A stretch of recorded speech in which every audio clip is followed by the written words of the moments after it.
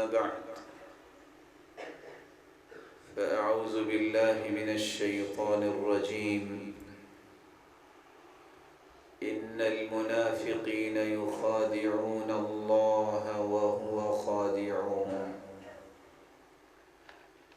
وإذا قاموا إلى الصلاة قاموا كسالى يراءون الناس ولا يذكرون الله إلا قليلا.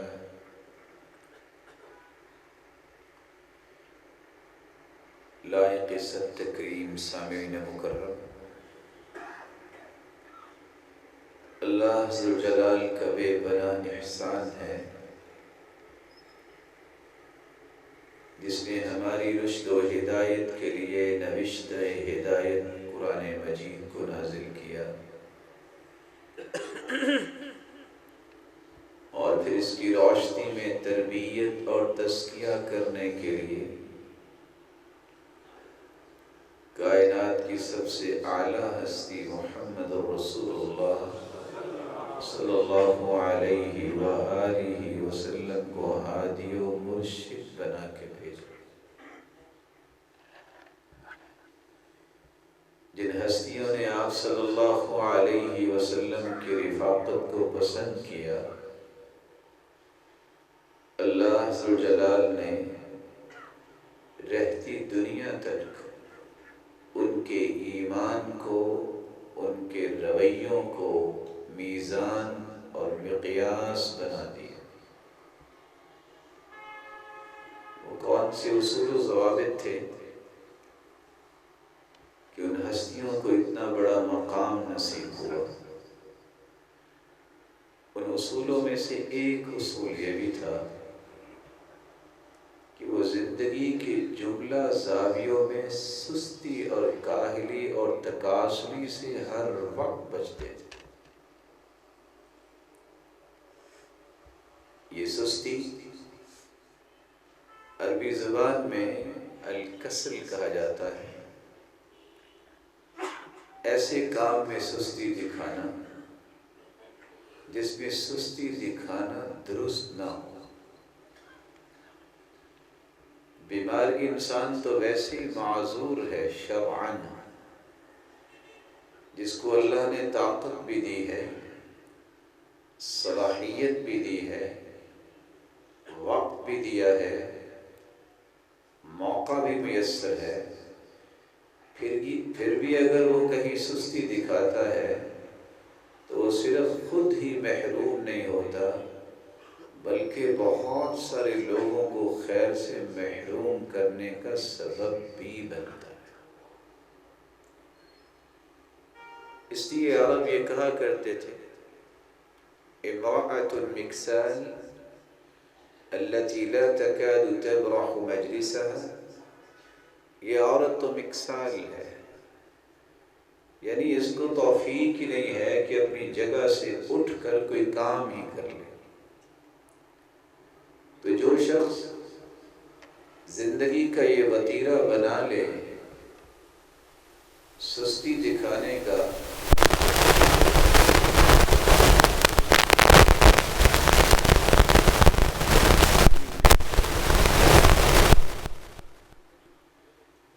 اس لیے امام ابن القیم رحمۃ اللہ علیہ کہا کرتے تھے اگر آپ دنیا کے اندر غور کریں تو دنیا اور آخرت کی بھلائیوں سے محروم شخص وہ ہوگا جو اپنی عبادات کے اندر، اپنی ذمہ داریوں کے اندر اور اپنے ان ضروری مسائل کے اندر سستی دکھانے والا ہوتا ہے، اور اگر وہ اس پر قائم رہے اور اسی حالت میں اسے موت آ جائے تو ہو سکتا ہے وہ جنت کی لذتوں سے بھی محروم کر دیا۔ اس لیے حکماء یہ کہا کرتے تھے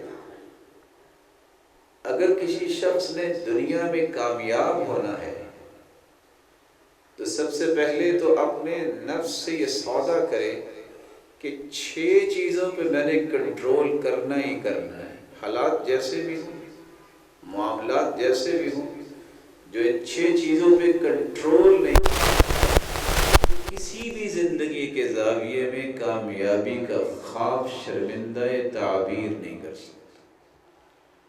وہ 6 چیزیں کون سی ہیں؟ جس بندے کا اپنی نیند پہ کنٹرول نہیں ہے وہ نماز بھی وقت پہ نہیں پڑھے، دوسرے لفظوں میں وہ اپنے آپ کو نفاق کے اندر لے جانے میں ہی مدد کر رہا ہے اپنے نفس کی۔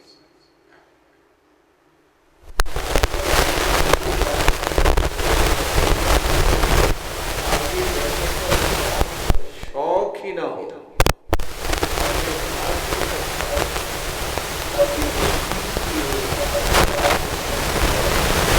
کے لیے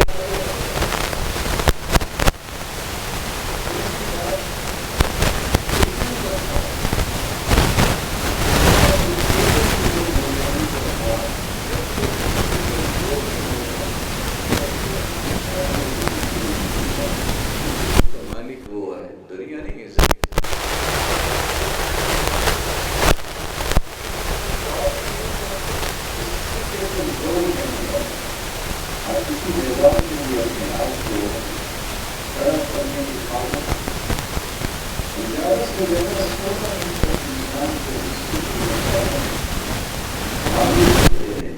آپ تھوڑا سا کام جو ہے 16 منٹ لیٹ کر لیں۔ 5واں کام، آپ کی نیت اور آپ کے ارادے سے لے کے آپ کے معاملات میں ٹال مٹول کا لفظ نہیں آنا چاہیے۔ یہ جو عادت آ چکی ہے امت کے اندر کہ ہر چیز کو وقتی طور پہ ٹال دو، یہی وہ ذلت اور گمراہیوں کا مجموعہ بن گیا ہے کہ وہ قوم جو تمام اقوام و ملل کے لیے ایک استعارہ تھی کہ کتنی بلند قوم ہے، آج وہ جگہ جگہ پہ سزائیں بھگت رہی ہے اور کوئی سوچنے کے لیے تیار نہیں۔ اور 6ٹھی چیز الکسل، جس کے مزاج میں سستی آ جائے یہ شخص کبھی بھی کامیاب نہیں ہو سکتا۔ یہی وجہ ہے فرق اس وقت نظر آتا ہے نماز کے لیے 10 سے 15 منٹ لیٹ، دکان کھولنے کے لیے 10 سے 15 منٹ پہلے، اور یہی وہ ایک علامت ہے منافق ہونے کی کہ وہ دنیا کے بارے میں اس قدر کانشیس ہے لیکن اللہ ذو جلال کی ملاقات اور جنتوں کے لیے اسے پرواہ ہی نہیں۔ اس لیے اللہ ذو جلال نے قرآن مجید میں یہ منافقوں کی نشانی بیان کی ہے۔ ان المنافقین یخادعون اللہ وهو خادعهم وَإِذَا قَامُوا إِلَى الصَّلَاةِ قَامُوا كُسَالَىٰ يُرَاءُونَ النَّاسَ وَلَا يَذْكُرُونَ اللَّهَ إِلَّا قَلِيلًا۔ منافق اللہ ذو جلال کو دھوکہ دینا چاہتے ہیں اور اللہ ذو جلال بھی ان کے دھوکے کا بدلہ انہیں دیتے ہیں۔ نشانی کیا ہے منافقوں کی؟ پہلی نشانی یہ ہے جب نماز کے لیے کھڑے ہوں گے قاموا کسالى، سستی کے ساتھ۔ اسمبلی میں جائیں گے، اسکول کالج یونیورسٹی میں اس قدر الرٹ کہ دیکھ کے انسان ورطہ حیرت میں جاتا ہے کیا ہی کمال کی اس کتاب۔ وہی شخص نماز کی طرف آئے گا کأنما یساقون الی الموت، یوں محسوس ہوتا ہے کسی موت کی طرف انہیں کھینچ کے لایا جائے۔ یہ منافق کا رویہ ہے کہ عبادات کی طرف جاتے وقت اسے یہی محسوس ہوتا ہے کیا کرنے لگا ہوں۔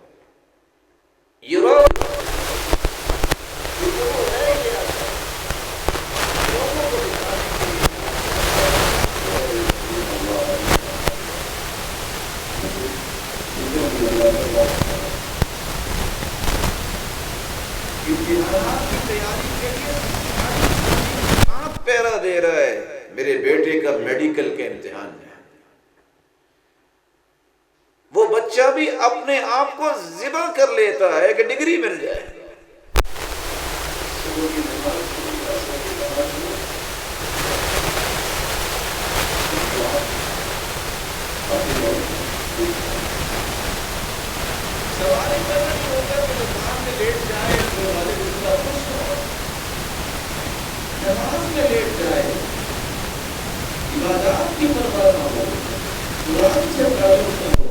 اسے کوئی فکر نہیں لاحق ہوتی. یہی اس کے منافق ہونے کی دلیل ہے کہ اسے اللہ جلال کی جنتوں کا شوق نہیں، دنیا کے چند ٹکوں کا شوق ہے، اور یہ شوق اسی دن پورا ہو جائے گا جس دن سانسیں بند ہو گئی اور کچھ ساتھ نہیں لے جا پائے. رسول اللہ صلی اللہ علیہ وسلم کے صحابی عبداللہ ابن عباس کہا کرتے تھے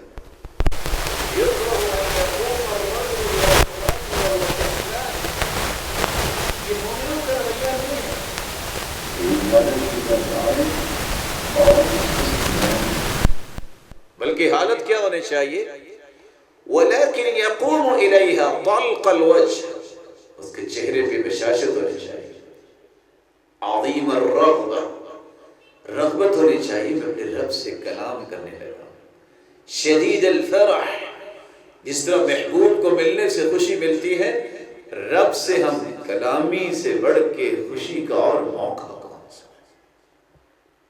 فَإِنَّهُ يُنَاجِ اللَّهَ، کیونکہ اب وہ رب سے مناجات کرنے لگا ہے. اس لیے اللہ جلال نے قرآن مجید میں اس بات کی طرف اشارہ کیا ہے کہ منافقوں کا رویہ بھی یہ ہے، وَلَا يُنْفِقُونَ إِلَّا وَهُمْ كَارِهُونَ، اللہ کی راہ میں خرچ کریں گے ناپسندیدگی کے ساتھ، منہ بنا رہے ہیں. زکوٰۃ بھی آج دینی ہوتی ہے، 100 ترلے اور منتیں کروائیں، فضول خرچی کرنی ہوگی، بیٹے کوئی کارڈ دے کے بھیجیں گے، جاؤ بیٹا جو لینا لے لو، لیکن کسی فقیر کی مدد، کسی ایسے انسان کی مدد جس کے پاس صبح شام کا لقمہ نہیں ہے، اس کو دینے کے لیے 10 مرتبہ سوچو. سلف صالحین کوئی فقیر آتا اس کے ہاتھ کو پکڑ کے بوسہ دیتے، کیونکہ یہ ہاتھ ہے جو قیامت کے دن مجھے بلندی عطا کرنے کا سبب بنے گا. رسول اللہ صلی اللہ علیہ وآلہ وسلم پر نازل ہونے والی یہ آیت، اس کو ذرا اپنی زندگی کے جملہ زاویوں میں چیک کیجیے. زکوٰۃ کا وقت آ گیا، اب آپ مستحق نہیں ہیں کہ اس کو اپنے پاس رکھیں، کاروبار میں بھی رکھیں گے، وقت آئے تو تقسیم کرتے رہیں گے. مزہ یہ ہے کہ جو زکوٰۃ آپ نے آئندہ سال دینی ہے وہ پہلے تقسیم کرو. جو قرض نہیں واپس آتا وہ ڈال دیں گے کہ چلو یہ زکوٰۃ میں چلا گیا، یعنی ان مردہ روپیوں کو زندہ کرنے کی ذمہ داری اللہ پہ ڈال دی، جو مل رہا ہے وہ میری جیب میں جائے گا. وَلَا يُنْفِقُونَ إِلَّا وَهُمْ كَارِهُونَ. سیدنا ابوبکر صدیق رضی اللہ تعالیٰ عنہ کے ایمان کے بارے میں کیا کہیں، وہ سارے گھر کا سامان ہی لے آئے. پوچھا ابوبکر گھر کیا چھوڑا ہے؟ کہ حب اللہ و رسولہ، اللہ اور اس کے رسول کی محبت چھوڑ دیا. رسول اللہ صلی اللہ علیہ وآلہ وسلم کے صحابی سیدنا علی رضی اللہ تعالیٰ عنہ اس لیے کہا کرتے تھے، منافق کی 3 نشانیاں ہیں. یکسل اذا کان وحدہ، اس کی خلوت اور جلوت میں فرق ہوگا، اکیلا ہوگا کوئی عبادت کی پرواہ نہیں کرے. وینشط اذا کان بین الناس، لوگوں کے درمیان نظر آئے گا تو بڑا ایکٹیو نظر آئے گا. جس کی خلوت اور جلوت میں فرق ہو یہ منافق ہوتا ہے، جس کی خلوت اور جلوت ایک جیسی ہو یہ عالم ہوتا ہے، اور جس کی خلوتیں جلوتوں سے اچھی ہوں یہ تو اللہ کے ولی ہوتے ہیں. اللہ ان لوگوں کی سب میں ہمیں شامل فرمائے. دوسری نشانی، وَيَزِيدُ فِي الْعَمَلِ إِذَا أُثْنِيَ عَلَيْهِ. ریاکار اس کو کہتے ہیں آپ تعریف کرتے رہو بڑا کام کرے. وَيَنْقُصْ إِذَا ذُمَّ، اگر کسی نے کوئی برا بول دیا، مذمت کر دی تو کام نہیں کرے. مخلص کا یہ طریقہ نہیں. مخلص کو اس سے غرض ہی نہیں ہوتی کہ مجھ سے کوئی میرے بارے میں کوئی اچھے کمنٹس پاس کرے، کوئی میری مذمت کرے. وہ اللہ کی رضا کے لیے کام کر رہا ہوتا ہے، لوگ باتیں کرتے ہی ہوتے ہیں، اپنے کام کو جاری رکھتا ہے. اس لیے امام شافعی رحمۃ اللہ علیہ نے ایک اصول دیا تھا، وہ کہا کرتے تھے من اراد ان یسلم من کلام الناس فهو مجنون، جس بندے کی یہ تمنا ہو نا میرے بارے میں لوگ بات ہی نہ کریں، یہ تو دیوانہ ہے۔ کیوں دیوانہ ہے؟ لأنهم قالوا عن الله ثالث ثلاثة، لوگوں کی کون سی بات ہے، وہ تو کہتے ہیں اللہ بھی تین ہے ایک نہیں، جیسے کہ عیسائیوں نے کہا وقالوا عن رسوله ساحر ومجنون، اب لوگوں کے بارے میں کیا کہیں گے؟ لوگ تو ایسے بھی تھے جن نے کائنات کی سب سے محبوب ہستی کے بارے میں کہا تھا یہ جادوگر ہے، نعوذ باللہ، یہ دیوانہ اور مجنون۔ انہوں نے تو اس ہستی کو بھی نہیں چھوڑا۔ اس لیے آپ لوگوں کی باتوں سے نہیں بچ سکیں گے، اپنے قبلے کو درست رکھیے، کام جاری رکھیے۔ سستی جہاں منافقت کی نشانی ہے، آپ حیران ہوں گے یہ بات سن کے امام راغب اصفہانی کی، وہ کہا کرتے تھے کہ جب انسان سستی پہ اپنے آپ کو لگا لیتا ہے تو بس اوقات یہ انسانیت سے نکل کر بہیمیت میں چلا جاتا ہے۔ وہ کیسے؟ ان پر کوئی ذمہ داری نہیں ہے جانوروں، ان کا کام ہی صرف یہ ہے کھانا سونا اور کوئی کام نہیں۔ عمر رضی اللہ تعالی عنہ اس لیے جب کسی گبرو جوان کو دیکھتے خوش ہوتے، پھر پوچھتے کیا کرتا ہے، جواب ملتا کچھ بھی نہیں، سقط من عینی، کہتے اس شخص کی کوئی قیمت میری نظر میں ہے ہی نہیں۔ وَكَانَ يَضْرِبُ بِالدُّرَّةِ، دروں سے مارتے کہ نہ دین کا کام نہ دنیا کا، یہ کوئی زندگی ہے؟ رسول اللہ صلی اللہ علیہ وآلہ وسلم نے صحابہ کرام کو زندگی کے ہر زاویے میں آگے بڑھ کے سبقت لے جانے پر تیار کیا، اور واقعتاً انہیں سبقت لے جانے کی حقیقت کو ثابت کیا اپنے قول و عمل سے۔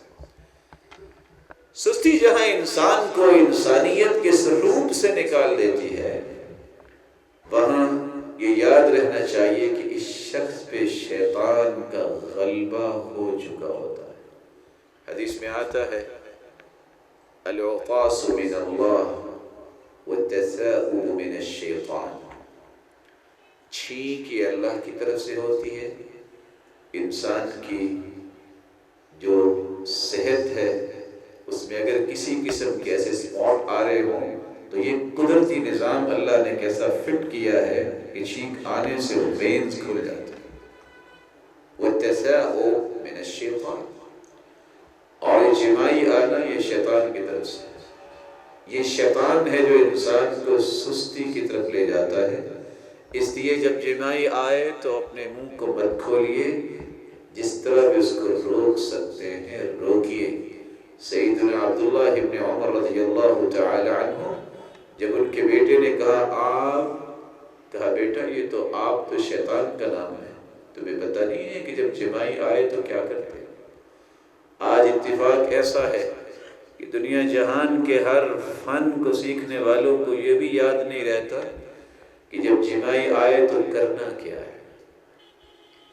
آپ 100 بندے بیٹھے ہوں گے، ان سے پوچھ کے دیکھیے ادب سے، احترام سے، کہ دایاں ہاتھ رکھنا ہے کہ بایاں سیدھا رکھنا ہے کہ الٹا آپ کو 2 4 6 کال ملیں گے، کیونکہ پتہ ہی نہیں۔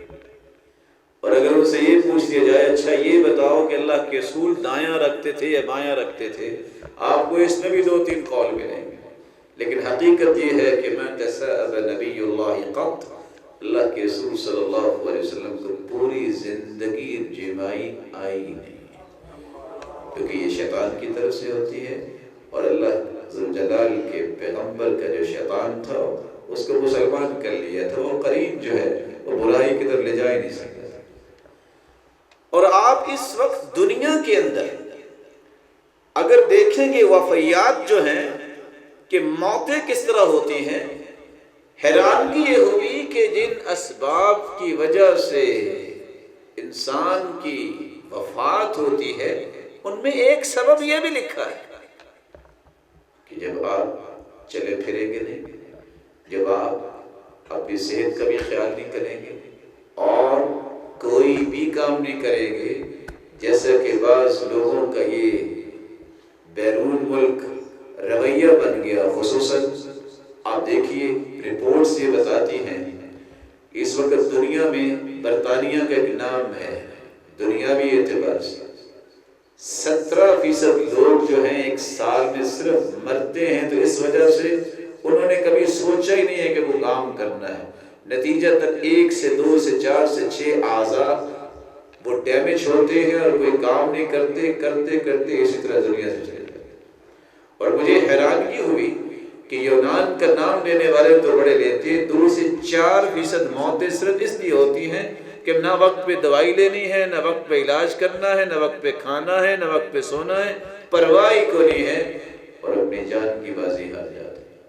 اور یہاں تک کہ رسول اللہ صلی اللہ علیہ وآلہ وسلم نے امت کو یہ بھی سمجھایا تھا قیامت کو پلسرات سے تمہیں گزرنا ہوگا۔ کچھ لوگ تو گزر رہے ہوں گے کالبرق، جیسے بجلی گزرتی ہے، کچھ لوگ اس طرح گزر رہے ہوں گے جیسے تیز رو گھوڑا ہوتا ہے اپنے اپنے اعمال کی وجہ سے، کچھ لوگ ایسے گزریں گے جیسے انسان دوڑ کے گزرتا ہے، کچھ لوگ ایسے جیسے آرام سے انسان پیدل چلتا ہے، کچھ لوگ یکم مرہ ویقوم مرہ، کبھی اٹھیں گے کبھی بیٹھیں گے، اس طرح پلسرات سے گزریں گے، اور کچھ ایسے بھی ہوں گے جو پیٹ کے بل گھسٹ کے جا رہے ہوں گے۔ عبداللہ ابن مسعود رضی اللہ تعالیٰ عنہ بیان کرتے ہیں وہ شخص پوچھے گا یا رب لم بطأت بی، اللہ مجھے اتنا لیٹ کیوں کیا، میں ایسے کیوں کر رہا ہوں؟ تو جواب ملے گا انی لم ابطی بک انما بطأ بک عملک، میں نے تو تمہیں ایسے لیٹ نہیں کیا، تیرے عمل ہی ایسے تھے۔ تو جو عمل میں سست ہوگا قیامت کے دن وہ پلسرات سے گزرنے میں یہی مشقتیں اسے برداشت کرنی پڑیں گی۔ ایک ہی طریقہ ہے، یا تو اپنے اندر سے سستیاں دور کر لو، یا پھر زندگی بھر غموں کو سینے سے لگانے کے لیے تیار ہو جاؤ، یا تو عبادت کے اندر سستی کو دور کر کے حقیقی زندگی میں آ جاؤ، یا پھر قیامت کی شرمندگیوں کا استقبال کرنے کے لیے تیار ہو جاؤ۔ یہ سستی آتی کیوں ہے؟ یہ بات بھی سمجھنے والی ہے۔ زندگی کے کسی بھی زاویے میں سستی کی بنیادی وجہ ایمان کی کمزوری ہوتی ہے۔ ہاں اگر انسان بیمار نہ ہو وہ ایک شرعی عذر ہے، کیونکہ امام بغوی نقل کرتے ہیں الایمان منشط والکفر مکسر، ایمان ہی ہر وقت انسان کو ایکٹیو رکھ سکتا ہے، اور کفر یہ انسان کو سستی کی طرف لے جاتا ہے۔ رسول اکرم صلی اللہ علیہ وسلم کا فرمان ہے، صحیح بخاری کی روایت ہے، جب انسان رات کو سوتا ہے صبح نماز کے لیے اٹھنے لگتا ہے تو شیطان نے اس کی گدی پہ 3 گرے لگائی ہوتی ہیں۔ جب اٹھنے لگتا ہے تو وہ کہتا ہے علیک لیل طویل، سو جاؤ بہت رات لمبی، فرقد، سو جاؤ، یہ شیطان کہہ رہا ہے۔ لیکن اگر وہ اٹھے دعا پڑھ لی الحمدللہ الذي احیانا بعد ما اماتنا والیہ النشور، الحمدللہ الذي رد علی روحی وعافانی فی جسدی واذن لی بذکری، تو ایک گرہ کھل جاتی ہے۔ وضو کرتا ہے دوسری گرہ کھل جاتی ہے، نماز پڑھتا ہے تیسری گرہ کھل جاتی ہے، پھر دن کیسا گزارتا ہے فاصبح نشیطا طیب النفس، پورا دن ایکٹیو نظر آتا ہے، صرف ایکٹیو ہی نہیں طیب النفس، اس کی چہرے کی بشاشت اور مسکراہٹ ختم نہیں ہوتی۔ لیکن اگر وہ نہیں اٹھتا، نہ اللہ کا ذکر کرتا ہے، نہ وضو کرتا ہے، نہ نماز پڑھتا ہے، گزر جاتی نماز۔ صحیح بخاری کی ہی روایت ہے بال الشیطان فی اذنہ، شیطان اس کے کان میں یورین پاس کرتا ہے، نتیجہ کیا نکلتا ہے اصبح خبیث النفس کسلان، اس کے منہ پہ جیسے لوگ کہتے ہیں 12 بجے ہوتے ہیں، کسلان، کبھی ادھر گر رہا ہے کبھی ادھر گر رہا ہے، دن بھی ایسا ہی گزرتا ہے۔ کیا زندگی کی بیماری جو ہے وہ ساری زندگی ہوتی ہے؟ جس کی زندگی کا معمول یہ ہو ادھر گر رہا ہے ادھر گر رہا ہے، اس کو علاج کی ضرورت ہے۔ اس نے اللہ کے رسول صلی اللہ علیہ وسلم کی بات پہ غور نہیں کیا، شیطان نے اس پہ غلبہ پا لیا ہے۔ رسول اللہ صلی اللہ علیہ وآلہ وسلم کے صحابی کے شاگرد وہب بن منبہ فرمایا کرتے تھے، من یتعبد یزدد قوة ومن یتکسل یزدد فترہ۔ جو وقت پہ نماز پڑھتا ہے اللہ اس کی قوتوں کو بڑھا دیتے ہیں، اور جو وقت پہ عبادت نہیں کرتا اللہ اس کی قوتوں کو سلب کر لیتے ہیں۔ اور یہی وجہ ہے سلف صالحین کی عبادت کی پابندی، اخلاص، اور ان کے سینے بہت خوبصورت تھے، دل بہت صاف تھے، چھوٹی چھوٹی عمروں میں اتنا کام کر گئے ہیں کہ آج سوچ کے انسان ورطہ حیرت میں چلا جاتا ہے، ایسے بھی ہو سکتا ہے، جس کی چند مثالیں انشاءاللہ کچھ دیر کے بعد آپ سنیں گے۔ ایک تیسری بات، کس لیے سستی ہوتی ہے؟ جب انسان سنت سے منہ پھیر لیتا ہے تو پھر سستی اس کا مقدر بن جاتی ہے۔ رسول اللہ صلی اللہ علیہ وسلم نے حکم دیا ہے کہ میانہ روی میں رہو، شدت نہ اپنے اندر لاؤ، تشدد اور اباحیت، سستی اس طرح کی کہ پرواہ نہ ہو کسی کام کی، اور شدت اتنی ہو کہ بس ہر وقت لڑتا جھگڑتا اچھلتا ابلتا اکھڑتا ہی نظر آئے، یہ دونوں چیزیں درست نہیں۔ میانہ روی میں رہو، کیونکہ آپ صلی اللہ علیہ وسلم نے فرمایا لِكُلِّ عَمَلٍ شِرَّةٍ، ہر عمل کے ایک جوش ہوتا ہے، وَلِكُلِّ شِرَّةٍ فَتْرَةٍ، ہر جوش کے بعد ایک وقت آتا ہے کہ انسان کو فتور آتا ہے، سست ہو جاتا ہے۔ جو جوش میں زندگی گزار رہا ہوتا ہے وہ دو حال سے خالی نہیں، اگر تو سنت پہ قائم رہا فقد افلح، یہ سستی بھی اگر کرے گا تو چند لمحات کے بعد دوبارہ کھڑا ہو جائے گا، اپنے کام پہ آ جائے گا۔ وَمَنْ كَانَتْ إِلَى غَيْرِ ذَلِكَ فَقَدْ هَلَكَ، جس نے سنت کے زاویوں کو مدھم کر دیا سمجھ لو یہ جوش کے بعد پھر ہلاکت کی طرف جائے گا۔ یہی وجہ ہے جو نوجوان بلکہ جو بوڑھے بھی جذباتی ہوتے ہیں، حتیٰ کہ دین کے بارے میں جب سخت مزاج اس طرح کے ہوتے ہیں کہ ہر بات میں فتویٰ کفر کا، مرتد ہونے کا، جہنمی کا، پھر وہ قتل و غارت کی طرف جاتے ہیں اور بسا اوقات خود بھی دین سے الگ ہو جاتے ہیں۔ اس لیے رسول اللہ صلی اللہ علیہ وآلہ وسلم نے اس بات کی طرف اشارہ کیا کہ آپ زندگی کے کسی بھی زاویے میں ہیں، سنت کا پہلو دور نہیں ہونا چاہیے، کیونکہ سنت کے بغیر نہ کوئی عمل قبول ہے اور نہ ہی عمل میں برکت ہے، بلکہ انسان کے اوپر شیطانی غلبہ ہے۔ کچھ لوگ بڑے خوش ہوتے ہیں، بدعتی شخص ہے 500 کی تسبیح پکڑی ہوئی ہے، لوگ کہتے ہیں کیا کمال ہے۔ سفیان ثوری رحمۃ اللہ علیہ کہا کرتے تھے اذا ابتدع الرجل، جب بدعت اختیار کرتا ہے، جتنا وہ بدعت میں محنت زیادہ کرتا ہے اتنا ہی اللہ سے دور ہو رہا ہوتا ہے۔ سنت طریقہ اللہ کے رسول کا جب نہ ہو تو دنیا جہان کی عبادات اگر وہ اکیلا بھی کر رہا ہو وہ رائے گا ہے، ساری زندگی سجدوں میں گزار دے کچھ فائدہ نہیں ہے۔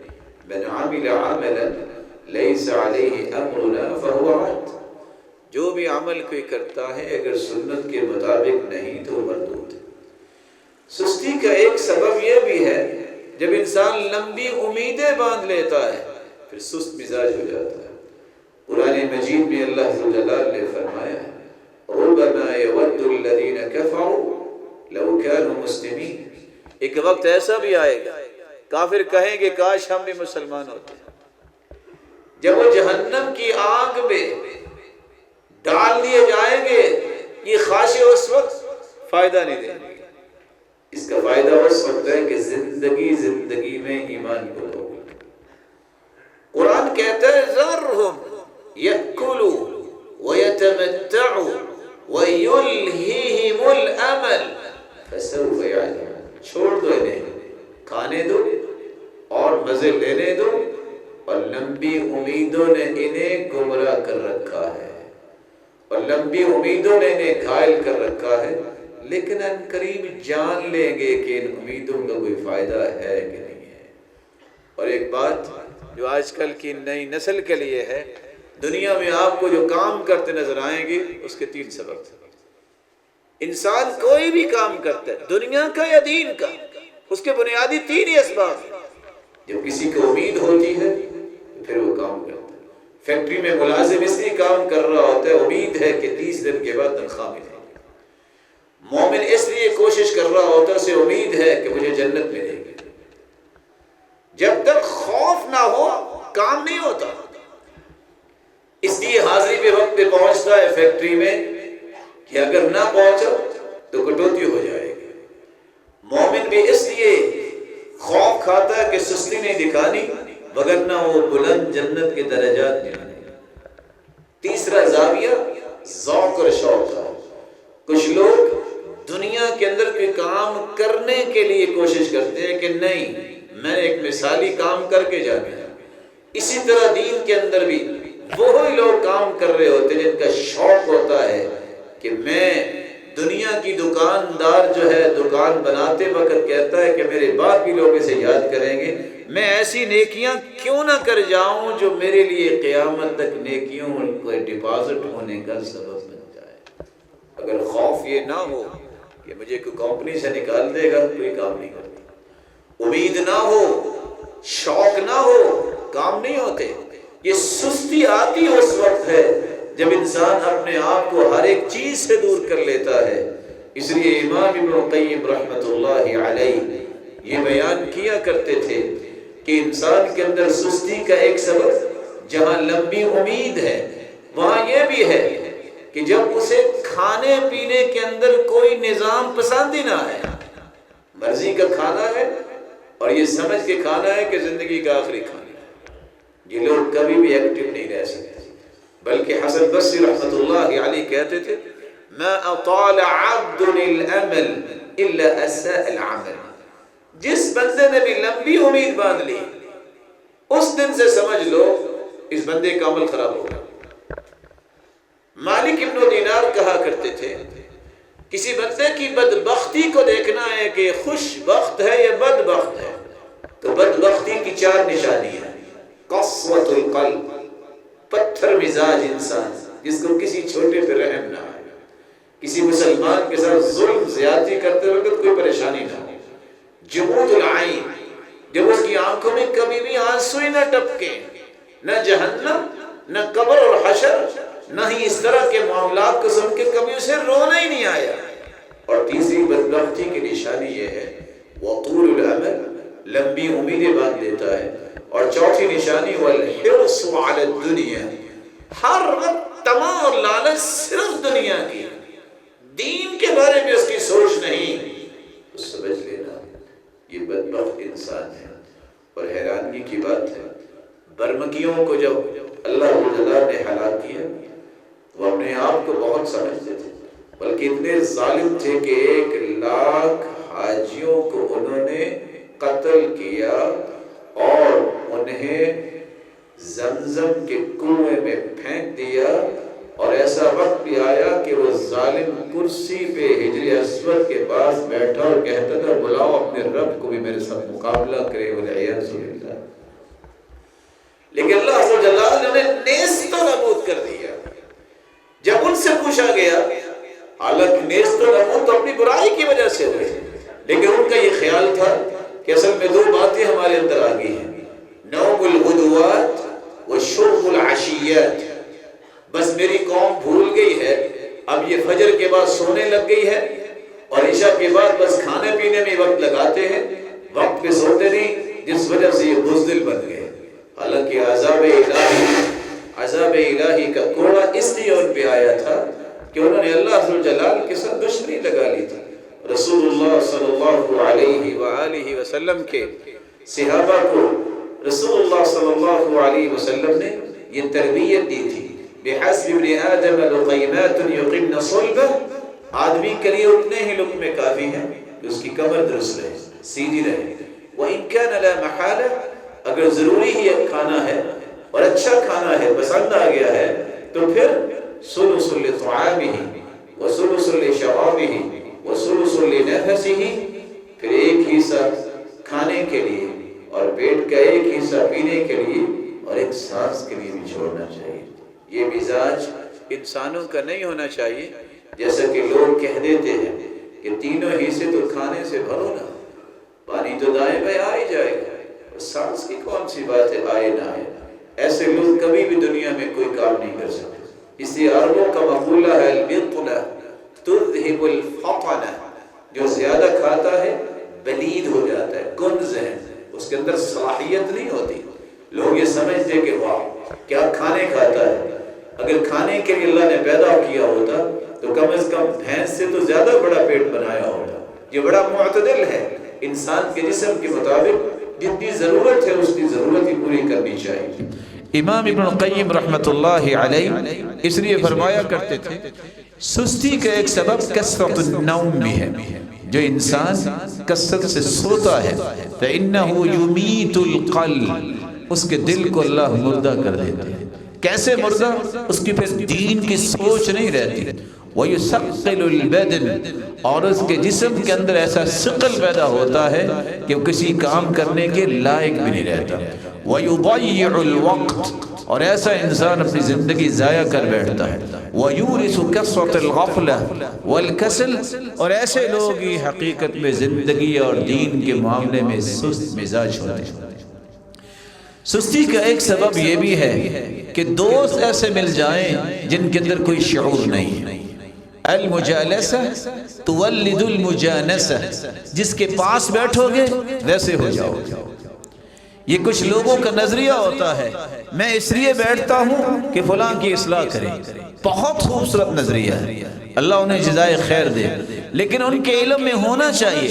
عمران بن حطان یہ وہ شخص ہیں جن نے سیدہ عائشہ سے پڑھا رضی اللہ تعالی عنہ، جنہوں نے ابو موسیٰ اشعری سے پڑھا رضی اللہ تعالی عنہ، صحابہ سے پڑھنے والے، لیکن ساتھیوں کے ساتھ بیٹھے اور ایک خارجی عورت سے شادی کی کہ میں اسے ٹھیک کروں گا۔ اتفاق یہ ہوا کہ ان کا ذہن بھی ویسا ویسا ہے۔ یہ نظریہ جو ہے کہ میں آزمائش میں پڑھوں گا، آپ کو اللہ نے عبادت کی توفیق دی ہے، عقیدہ درست ہے، سنت کے مطابق زندگی ہے۔ آپ کسی مشرک کے ساتھ بیٹھیں گے، آپ کسی بدعتی کے ساتھ بیٹھیں گے، آپ کے اندر وہ نرمی آئے گی۔ وَدُّوا لَوْ تُدْهِنُ فَيُدْهِنُونَ، وہ تو چاہتے ہیں کہ تم نرم ہو اور بہت ساری برائیاں قبول کرو، وہ بھی نرم ہو۔ وہ تو چاہتے ہیں کہ آپ بھی ہمارے ساتھ مل جائیں۔ رسول اکرم صلی اللہ علیہ وآلہ وسلم نے اس لیے صحابہ کرام کو جب یہ آیت سنائی وَيَوْمَ يَعَضُّ الظَّالِمُ عَلَى يَدَيْهِ، اس دن ظالم اپنے ہی ہاتھوں کو چبائے گا۔ انسان، یہ ظالم کون سا ہے؟ لوگوں پہ ظلم نہیں کیا، جان پہ ظلم کیا، اپنے ہی ہاتھوں کو چبائے گا، کاٹے گا۔ کیا کہے گا؟ یقول یا لیتنی، ہائے کاش اتخذت مع الرسول سبیلا، میں نے اللہ کی رسول کا راستہ اختیار کیا۔ یا ویلتا لیتنی لم اتخذ فلانا خلیلا، کاش میں نے فلان کو دوست نہ بنایا ہوتا۔ اس لیے عمر رضی اللہ تعالی عنہ اپنے گورنرز کو، بورڈ آف گورنرز سے یہ بات کہا کرتے تھے، اگر مجھے پتہ چل گیا کہ تم جاہلوں کے ساتھ بیٹھے ہو گپے لگانے کے لیے، میں تمہیں معزول کروں گا، کیونکہ تمہاری سوچ ہے ملت کو سنبھالنا۔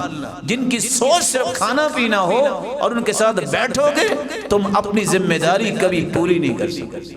اور آپ صلی اللہ علیہ وسلم نے سچ کہا، من بدا جفا، جو کسی اس طرح کے لوگوں کے ساتھ زندگی گزارنا پسند کرتا ہے جو دیہاتی ہیں، جاہل ہیں، دین نہیں پڑھے، جفا، اس کے اندر بھی وہ شدت اور سختی اور اکھڑا پن آ جاتا ہے۔ رسول اللہ صلی اللہ علیہ وآلہ وسلم کے فرمان کی روشنی میں امام ابن الجوزی فرماتے ہیں ما رأيت أكثر أذى للمؤمن من مخالطة من لا يصلح، سب سے زیادہ انسان کا ایمان اور دنیا بگڑتی ہے تو اس وقت جب وہ کسی ایسے شخص کے ساتھ بیٹھنا پسند کرتا ہے جس کے ساتھ بیٹھنا مناسب نہیں، جس کے پاس کوئی شعور نہیں ہے، جس کے پاس کوئی بیداری نہیں ہے دین کے بارے میں۔ اس لیے سفیان ثوری رحمت اللہ علیہ کہا کرتے تھے میں علماء سے ملتا ہوں، میں اپنے اساتذہ سے ملتا ہوں، اعقل شہرا، ایک مہینہ تک میری عقل روشن رہتی ہے۔ اور وہ کہا کرتے تھے جب مدم پڑنے لگتی ہے میں فوراً کیا کرتا ہوں، علماء کی طرف سفر کرتا ہوں، اور کیا کرتا ہوں، فوراً مکہ کی طرف سفر کرتا ہوں۔ میرے ایمان کو جلا ملتی ہے تو مکہ میں ملتی ہے۔ رسول اللہ صلی اللہ علیہ وآلہ وسلم کا دین ہمیں بتاتا ہے اگر آپ عبادت میں غلو کریں گے تو یہ بھی ایک وقت آئے گا تمہارے لیے مصیبت بن جائے گی۔ غلو کیا ہے؟ حد سے تجاوز کرنا۔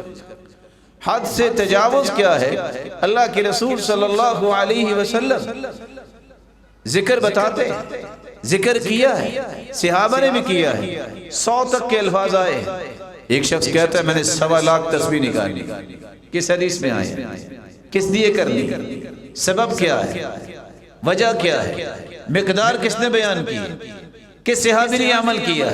اس شدت میں آؤ گے ایک وقت آئے گا سنت کا راستہ چھوڑنے کے ساتھ ساتھ بدعات میں نہیں جاؤ گے، ہلاکت میں چلے جاؤ۔ رسول اللہ صلی اللہ علیہ وآلہ وسلم مسجد میں آئے، صحیح بخاری کی روایت ہے کہ رسی لٹک رہی تھی، پوچھا یہ رسی کیا ہے؟ کہا یہ زینب رضی اللہ تعالی عنہ کی رسی ہے، تہجد پڑھتی ہے، جب تھک جاتی ہے تو سہارا لے لیتی ہے۔ فرمایا حلو، اس کو کھول دو، طبیعت ٹھیک ہو تو تہجد پڑھو نہیں تو سو جاؤ۔ یہ دین ہے۔ اپنے اوپر اس قدر شدت کی طرف لے آنا کہ کسی کو مسلمان ہی نہ سمجھنا، کسی کو اس قابل ہی نہ سمجھنا کہ یہ بھی انسان ہے، احترام سے پیچھے ہٹ جانا، یہ وہ رویے ہے جس نے آج دنیا کو شرمندہ کر دیا۔ اسی غلو سے بچنا چاہیے۔ ایک شخص کو دیکھا کہ اس کے اوپر سایہ ہو رہا ہے، پوچھا یہ کیا ہے؟ کہا اس نے منت مانی تھی کہ سخت گرمی میں نے روزہ رکھنا، مسافر ہے۔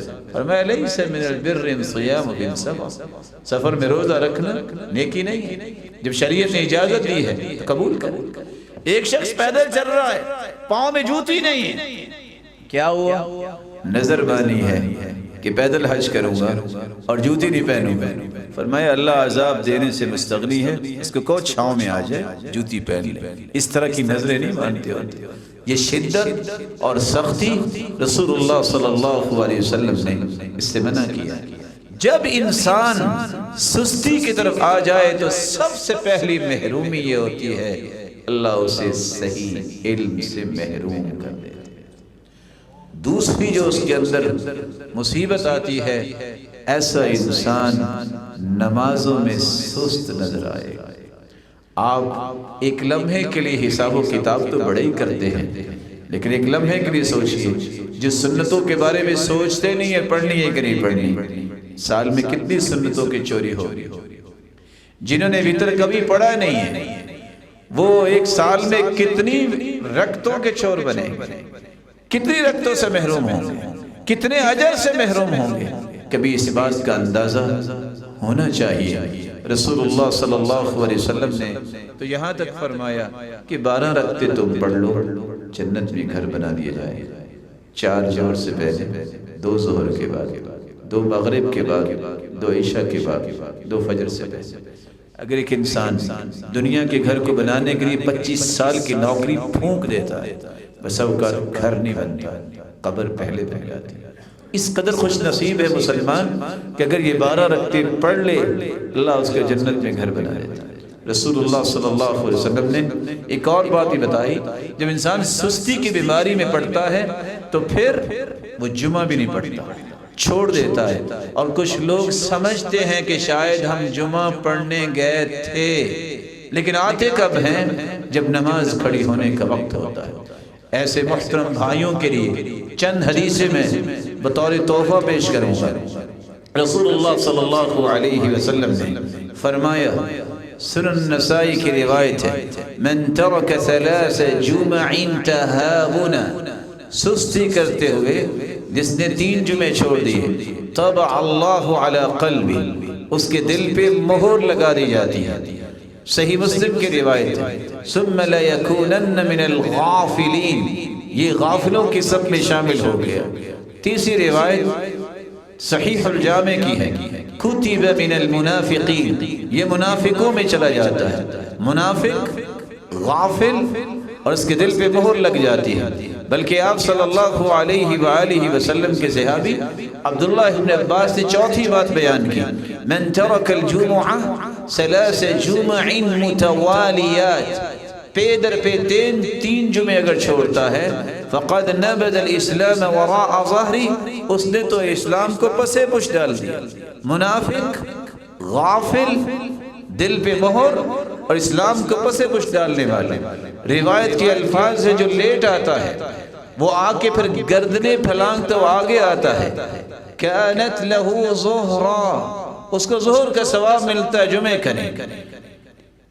5ویں روایت کے الفاظ ہے، انما یأتی للظہر، یہ تو آیا ہی ظہر پڑھنے۔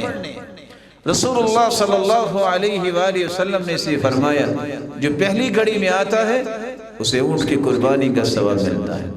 آپ صبح نماز پڑھنے کے بعد سے لے کر خطبہ شروع ہونے تک دیکھیے کہ کتنا وقت ہے، اس کو 5 حصوں میں تقسیم کر کے دیکھیے۔ جو تیاری کرتا ہے، غسل کرتا ہے، خوشبو لگاتا ہے، مسواک کرتا ہے، اچھا لباس پہنتا ہے، وقت پہ آتا ہے، پھر رکھتے پڑھتا ہے جتنی اللہ نے اس کی قسمت میں لکھی ہے، پھر غور سے خطبہ سنتا ہے اور کوئی گفتگو نہیں کرتا، لغو نہیں بولتا، اس قدر اللہ کو پیارا ہے اس کے اٹھنے والے قدم آتے وقت اور گھر جاتے وقت ہر قدم پر 1 سال کے روزے اور 1 سال کی تہجد کا ثواب لکھا جاتا ہے۔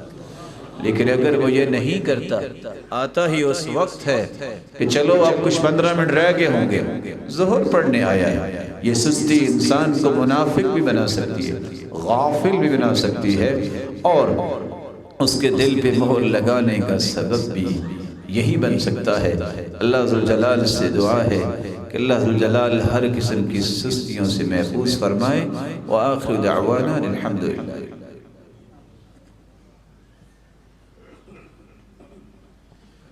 الحمدللہ علی احسانہ والشکر له علی توفیقہ وامتنانہ، اما بعد۔ دنیا کے اندر سستی کے ایک نہیں سینکڑوں مظاہر آج نظر آتے ہیں۔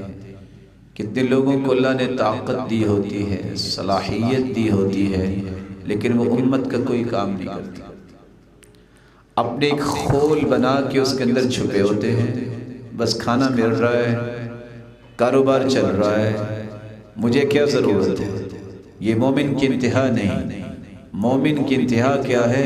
حتی یکون منتہاہ الجنہ، اس کی انتہا جنت ہے، وہ اس سے پہلے سکون سے نہیں بیٹھتا۔ اس لیے امام احمد بن حنبل رحمۃ اللہ علیہ 18,000 کوڑے کھانے والے، دن رات دین کو پڑھنے پڑھانے والے، جب ان سے پوچھا بیٹے نے متی الراحہ، کب سکون کریں گے، مسکرا کے کہا عند اول قدم فی الجنہ، بیٹا جب پہلا قدم جنت میں رکھ دوں گا نا تو پھر سکون ہی سکون۔ حیرانگی کی بات ہے کہ راوی بیان کرتے ہیں حمدون کہ میں نے اپنے ہاتھ سے 3500 کتابیں لکھی ہیں، اب تو کمپیوٹر لکھتے ہیں، میں نے اپنے ہاتھ سے کہا اتنا شوق، کہا اس لیے میں لگا ہوں نہ جانے کوئی وہ کتاب ابھی میں نہ لکھ سکا ہوں جو میری جنت جانے کا سبب بنے۔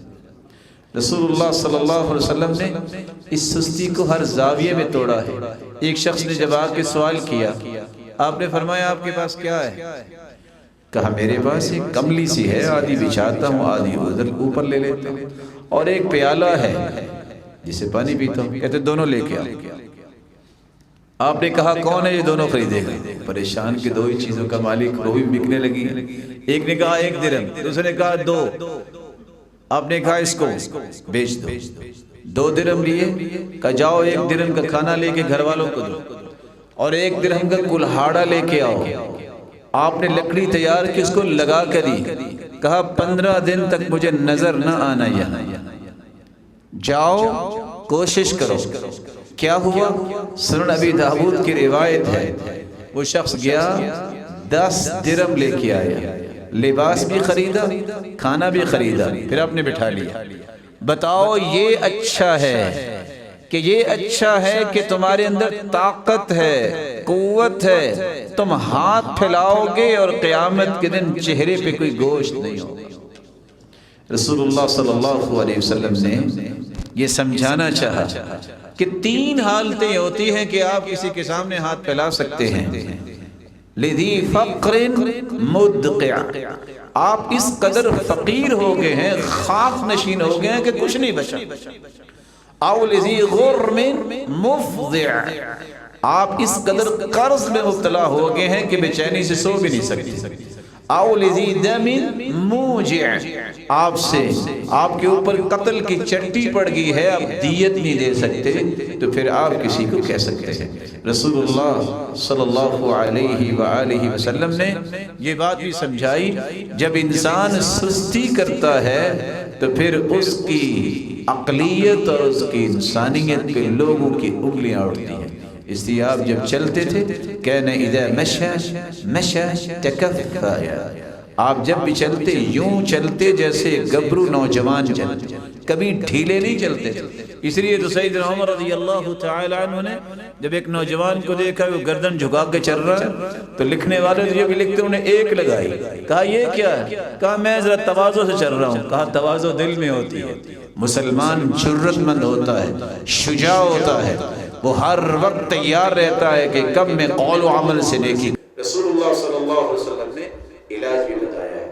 اگر آپ سستی سے بچنا چاہتے ہیں ایک کام کیجیے. پہلا کام یہ ہے اللہ عز و جلال کے سامنے ہاتھ پھیلا دیجیے. رسول اللہ صلی اللہ علیہ وسلم نے اللہ سے مدد مانگنے کا حکم دیا ہے. اذا استعنت فاستعن باللہ. دوسرا طریقہ آپ سستی سے بچ سکتے ہیں ہر نماز کے بعد اللہم انی اعنی علی ذکرک وشکرک وحسن عبادتک. یہ دعا نہ چھوڑے. صحابی معاذ ابن جبل کو یہ سکھائی. وہ فرماتے لوگوں کا ایک مرتبہ اللہ کے رسول نے مجھے فرمایا تھا، زندگی گزر گئی ہے میں نے کبھی یہ دعا نہیں چھوڑی. تیسرا طریقہ ثابت البنانی سیدنا انس رضی اللہ تعالیٰ عنہ کے شاگرد ہیں. وہ کہتے ہیں میں نے 20 سال تو اپنے آپ کو کھینچ کے نماز کی طرف لے کے گیا کہ میں نے چھوڑنا نہیں ہے، نماز سے پیچھے نہیں رہنا. پھر اگلے 20 سال میرا نفس کہتا تھا اٹھو کیوں بیٹھے ہو. میرا نفس اس قدر مطمئن ہو گیا پھر کیونکہ اس کو راحت ہی نماز میں ملتی ہے. تو جب آپ ایک مرتبہ ہمت کر کے اپنے آپ کو لگا لیں گے تو بقیہ زندگی پھر آپ اس خوبصورتی سے گزاریں گے کہ آپ کہیں کہ لمحہ آپ کے لیے باعث لذت بن جائے گا. چوتھا طریقہ آپ زندگی کو غنیمت جانیں. آپ کچھ کر سکتے ہیں، ایک وقت آئے گا کچھ نہیں کر پائیں گے. آج نوجوان ہیں، ایک وقت آئے گا آپ اشارے سے نماز پڑھیں گے بوڑھے ہو جائیں گے. آج مال ہے کل کو فقیر بھی ہو سکتے ہیں. آج آپ کے پاس صحت ہے کل کو بیماری آ جائے گی. آج زندگی ہے کل کو موت آ جائے گی. ان چیزوں کو نعمت سمجھتے ہوئے ہمت کرنا سیکھیں، بزدل نہ بنیں، اپنے آپ کو شکست نہ دیں. سب سے زیادہ شکست وہ انسان کھاتا ہے جو اپنے نفس سے شکست یافتہ ہوتا ہے، جو سوچتا ہے یہ نہیں ہو سکتا. مومن کہتا ہے یہ ہو سکتا ہے کیونکہ میرے رب کی رحمت میرے ساتھ ہوگی. اور کبھی سلف صالحین کی زندگیاں بھی پڑھ لیا کریں. سارا دن نوائے وقت جنگ تو سامنے آفس میں پڑھی ہوتی ہے. کبھی صحابہ کرام کی زندگیوں پہ کتاب ایک رکھ لیا کریں. کبھی علماء محدثین مفسرین صلحاء اتقیاء اولیاء اللہ ان کی زندگیاں بھی سامنے رکھ کے پڑھا کریں. حیرانگی کی بات ہے حسن لؤلؤی کہتے ہیں 40 سال گزر گئے میں قلت ولا بت ولا اتکأت، میں قیلولہ کروں، میں سو جاؤں، میں ٹیک لگاؤں، میری کتاب میرے سینے میں ہوتی ہے. مومن کی حالت یہ ہونی چاہیے جو خلید بن عبداللہ نے بیان کی ہے کہ 3 حالتوں میں آپ کو نظر آنا چاہیے. وہ کیا ہے؟ فی مسجد یعمر، یا وہ مسجد میں بیٹھا ہے، او بیت یستر، کوئی کام نہیں ہے تو گھر والوں کو وقت دے، او حاجت من امر دنیا لا بأس بها، یا پھر دنیا کو بہتر بنانے کے لیے کوشش کر رہا ہے کہ میں حلال کمائی کروں گا اور تجارت کروں گا. یہ 3 ہی کام ہے اس کے. یہ اپنے آپ کو تینوں کاموں سے جو الگ کرتا ہے، سمجھ لے کہ اپنے آپ کو ضائع کر رہا ہے. حماد بن سلمہ کہتے ہیں ہم سلیمان التیمی کے پاس گئے، جب بھی اس کو دیکھتے یا وہ نماز میں ہوتے، نماز کا وقت ہوتا تو نماز میں، نہیں تو قرآن پڑھ رہے ہوتے، نہیں تو کسی جنازے میں شریک ہوتے، یا وہ وضو کر رہے ہوتے، یا کسی مریض کی عیادت کر رہے ہوتے، یا وہ مسجد میں بیٹھ کے مسلمانوں کی دعا کر رہے ہوتے، یا وہ حلال کمائی کے لیے سنت کے مطابق تجارت کر رہے ہوتے. حیرانگی کی بات ہے کہ اللہ عز و جلال نے ایسے ایسے لوگ پیدا کیے کہ جن کے بارے میں آج تاریخ رقم کرتی ہے. امام جریر الطبری جنہوں نے تفسیر لکھی اور سب سے مایہ ناز تفسیر ہے، کہتے ہیں میں نے 40 ورقے روزانہ لکھنے کی عادت بنائی، اور میں نے کیا کیا، 40 سال تک تسلسل کے ساتھ بغیر ناغے کے میں نے یہ کام کیا. 5,84,000 صفحے بنتے ہیں جو شخص نے لکھے. اور آپ کی حیرانگی ہوگی کہ جب امام ابن جوزی ممبر پہ کھڑے ہو کے بتا رہے تھے لوگوں یہ میری 2 انگلیاں ہیں، میں نے اس کے ساتھ 2000 جلدیں لکھی ہیں. اللہ کی توفیق سے میں نے 1,00,000 یہودی اور عیسائی کو اپنی دعوت سے مسلمان کیا ہے. امام ابن تیمیہ لکھتے ہیں کہ وہ شخص کیسا ہی کمال کا شخص ہوگا جس نے کتاب الفنون 800 جلدوں میں لکھی. یہ کون شخص ہے؟ ابن عقیل حنبلی. آپ حیران ہوں گے کہ آج صحیح بخاری 2 سالوں میں ہم مکمل کرتے ہیں. ایسے لوگ بھی آئے جنہوں نے صحیح بخاری کو ابن عطیہ المحاربی جیسے نے 700 مرتبہ پڑھی. امام ابو بکر بن عیاش رحمہ اللہ جب فوت ہونے لگے تو بہن رونے لگ گئی. کہا کیوں رو رہی ہو؟ کہا آپ کے فراق میں. کہا صرف دعا کر دو اللہ قبول کر لے. یہ دیکھ رہی ہو ستون، اس ستون کے پاس بیٹھ کے میں نے 18,000 مرتبہ قرآن کو مکمل کیا ہے. میں نے زندگی اس پہ گزاری. رسول اللہ صلی اللہ علیہ وآلہ وسلم کے دین کو سمجھنے والے ایسے بھی تھے. آج دنیا کی کوئی لائبریری اس وقت تک خوبصورت نہیں بنتی جب تک 2 کتابیں اس میں نہ آ جائے. امام ابن القیم کی زاد المعاد جو صرف سفر میں چلتے چلتے انہوں نے لکھی ہے، جہاں موقع ملتا 6 جلدوں میں موجود ہے. میں دعویٰ نہیں کرتا لیکن ایک بات کہوں گا، جس بندے نے یہ 6 جلدیں پڑھی ہیں دنیا کا کوئی بھی پڑھا لکھا بندہ اس کے سامنے بیٹھ کے گفتگو نہیں کر سکتا. امام ابن القیم رحمۃ اللہ علیہ نہیں بلکہ امام طنطاوی 62 سال تک ہر روز 100 صفحہ پڑھا کرتے تھے. آج ہم سے قرآن نہیں پڑھا جاتا. جمال الدین قاسمی نے صرف 40 دن میں مسلم پڑھی، 21 دن میں ابن ماجہ پڑھی، 19 دن میں موطا امام مالک پڑھی، 37 جلدوں پر مشتمل جو تاریخ دمشق ہے 10 دن میں پڑھی. یہ امام شافعی جو گزرے ہیں 9 دن میں موطا امام مالک انہوں نے یاد کر لی تھی. پھر بھی کہتے ہیں میں نے اپنے استاد سے کہا آپ سے بڑا تو میرے استاد نے کہا بیٹا اللہ نے تجھے نور بہت دیا ہے، گناہ کر کے اس نور کی روشنی کو مٹا نہ دینا، بس گناہ سے بچتے رہنا. رسول اللہ صلی اللہ علیہ وآلہ وسلم کے صحابہ اور تابعین، پھر ان کے بعد تبع تابعین اور آج تک کے لوگ اس وقت کی حفاظت کرتے، وقت کو ضائع نہیں کرتے تھے. میں آپ سے بھی کہوں گا اپنی زندگی کو دوبارہ سے ترتیب دیجیے.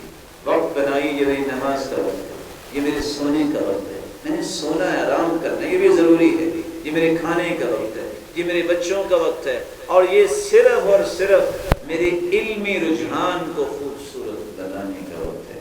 مولا کریم آپ سب کو سستیوں سے آزاد فرمائے. 5واں اور آخری علاج جو بڑا ہی آسان ہے، راتیں بہت لمبی ہو گئی ہیں، عشاء کے بعد سے لے کے فجر تک اگر آپ صرف 2 رکعتیں پڑھ لیں، صرف 2 رکعتیں اور 10